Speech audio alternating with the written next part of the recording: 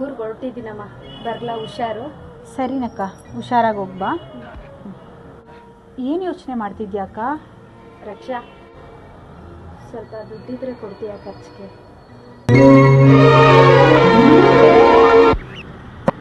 ರಕ್ಷಾ.